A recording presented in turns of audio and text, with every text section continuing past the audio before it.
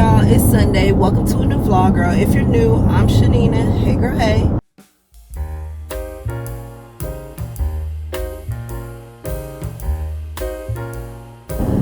So I am on my way to, well, I was about to go home, but I need a pit stop. I need a pit stop and get some paper plates from Dollar Tree. And I need to figure out what's going to be for dinner tonight because I have no idea. I've got a couple packs of meat in my refrigerator, or not refrigerator, but my freezer. And so we're going to have to figure something out. But whatever it is, the meat part is taken care of. It's the vegetable part. So I know I definitely need some sort of vegetable to go with whatever it is I'm going to be cooking today. I'm thinking maybe a meatloaf. That's what I was telling my mom. Maybe a meatloaf. Because I have that 1 pound of ground beef that I showed y'all from the last vlog.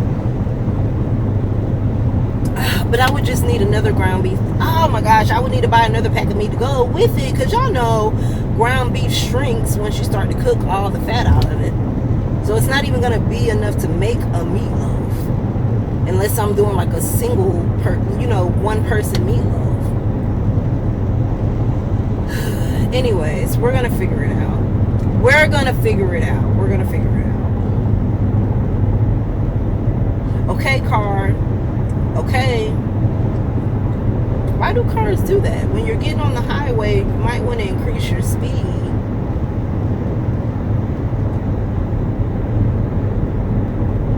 I have to wash Olivia's hair today, so that's also on the to-do list.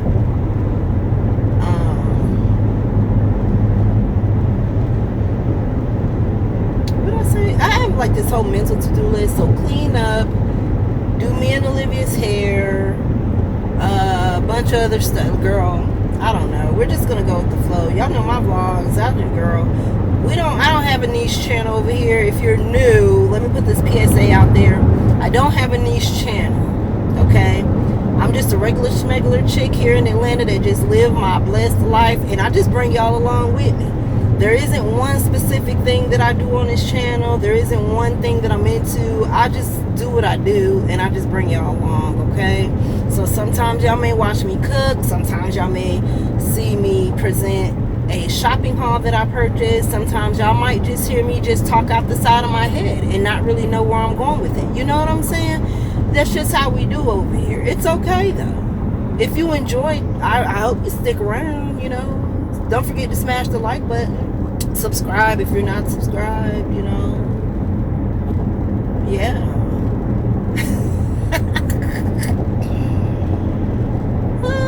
You've been crying. Worry about how you're going to make it from day to week to month to year. Call on Jesus.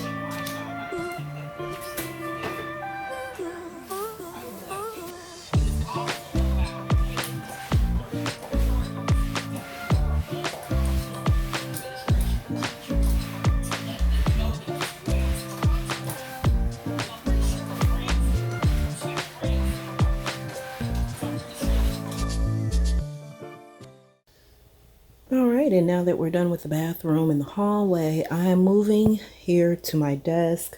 I've been wanting to change my desk around for a while. You guys heard me talk about it, and I just haven't gotten around to it, and now's a good time to do it, so that's what we're about to do. And so, yeah, but I want you to listen to this as well. How can I be aware if I'm misinterpreting it? We're all misinterpreting it.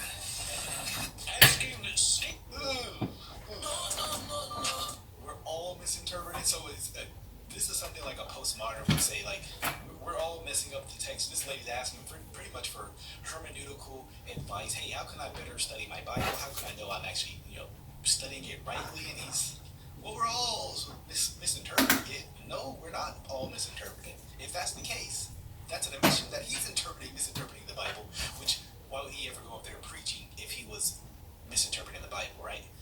Very unfortunate. How dare you? It's somebody pastor.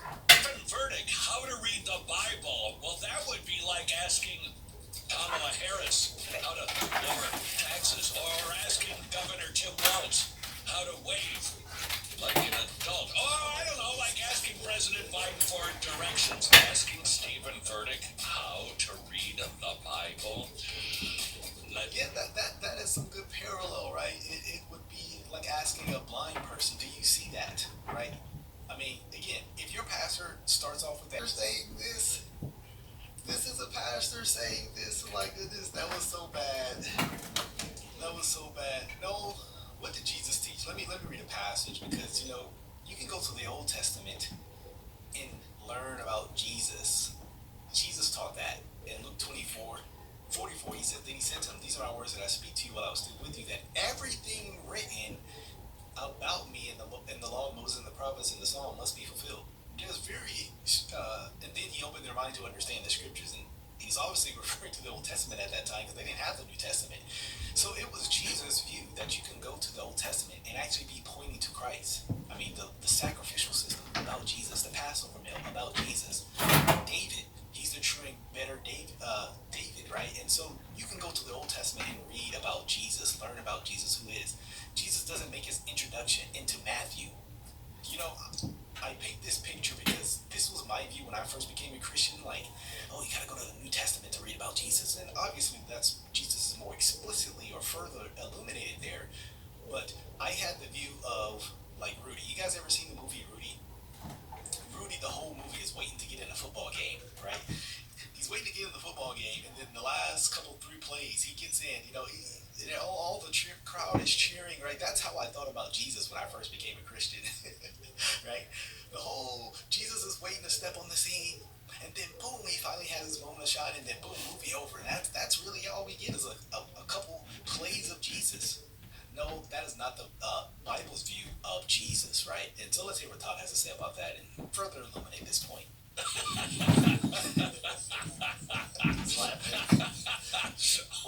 Wow.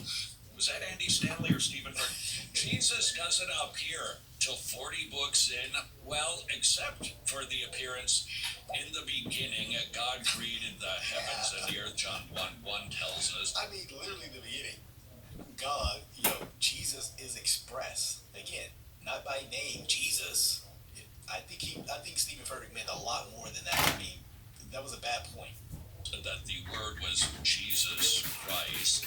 Jesus appears in Genesis 3:15, the thesis statement of the Bible, that there would be a head crusher, that there would be an offspring that would defeat Satan, crushing his head, getting his heel bruised. Let's see, is Jesus anywhere else in Genesis? Oh yeah, the Abrahamic covenant, starting in Genesis 15. I mean, there's also the text, Isaiah 53, Psalm 22, highlighted passages we think of, but I would even argue the sum of every book is about Christ in the Old Testament, in some way or form, typologically, some shadows or types, you know what I mean?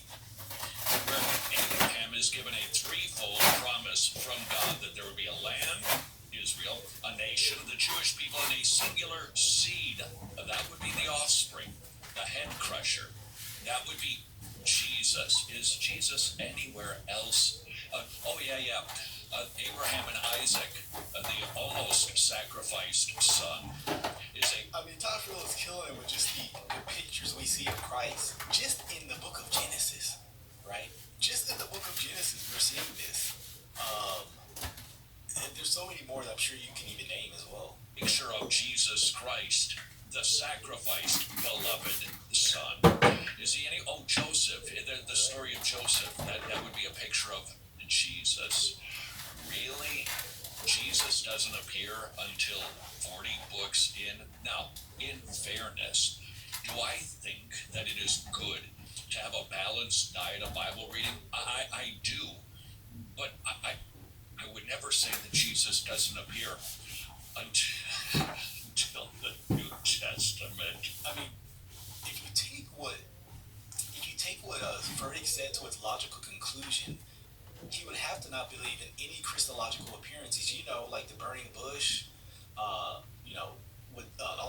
their appearance to Samson, he would have to argue these are not these theophanies are not Christophanic, that they're not Jesus appearing. I don't know how he would deal with it. Now again, I'm sure if you press verdict on that, he'd be like, okay, that was a bad point. But the point is, this is your pastor saying sloppy things like this, and there's always, again, where he loses credibility is he's always making sloppy, theologically bad points like this. It isn't just one off because we've all misspoken, right? But to be a consistent manner is one thing. Because I mean, this doesn't seem like a mistake. This seems very intentional. Because there's sometimes I meant to say Job when I meant Joshua or something like that. That's not what we're talking about. This seems an intentional statement about Jesus not appearing 40 books in.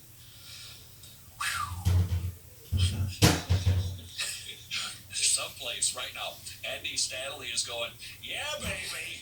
The Bible is not boring. The Bible is not irrelevant. The Bible is not out of touch. Everything that's happening in your life is written about in that Bible. Fair enough. And that's why the enemy doesn't want you to get in it, because you might find out that your Red Sea can be parted.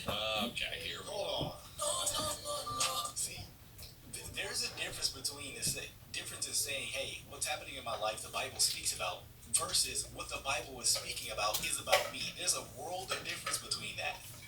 My life isn't a Red Sea part, and then I'm the... A little longer than a few minutes later.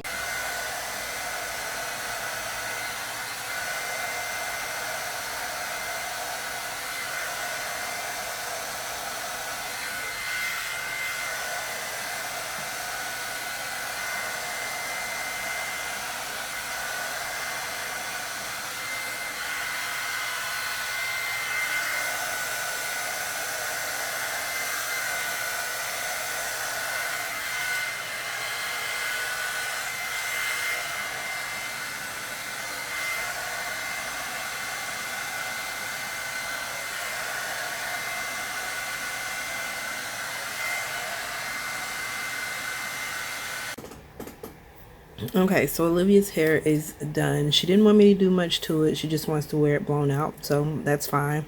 I did oil it with some Jamaican black castor oil. So I had a little bit of the Jamaican black castor oil already, and then I bought that little tube from Dollar Tree. I did notice a color difference, but it's okay. So I used that and some Shea Moisture leave-in conditioner, blow dried her hair, and then I oiled her scalp with the oil. So here's dinner. Dinner is done. I didn't know what I was going to do. I knew that I had a pack of ground beef, a 1 pound of ground beef in the freezer.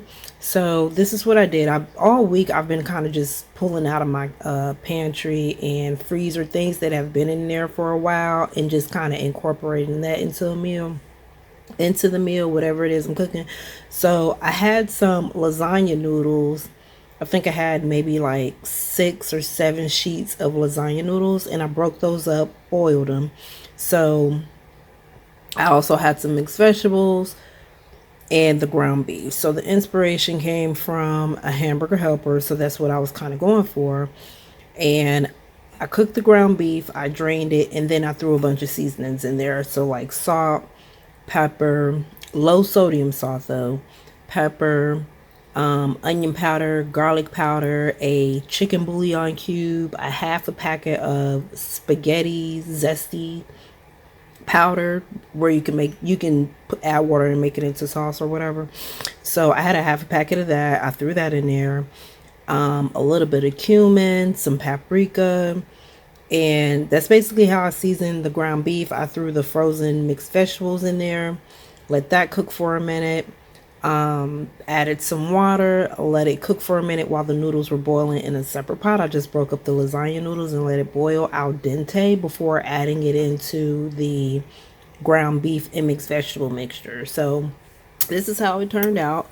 I think it turned out pretty good. It made its own little gravy, because with the beef I also added some flour, like maybe a tablespoon of flour, and sauteed it up around in the pan or whatever, so that I could kind of cook off that flour taste before adding water to it. So it made like its own little gravy. which is what I was going for. I knew it wasn't going to taste like spaghetti, but it did give it like an extra little bit of flavoring, in my opinion. But it wasn't so much seasoning in the pack that it would have turned it red, because, you know, it would have just made spaghetti sauce. But it did taste pretty good and pretty simple, budget friendly. I ended up using up the lasagna noodles that I had in the cabinet forever. Awesome.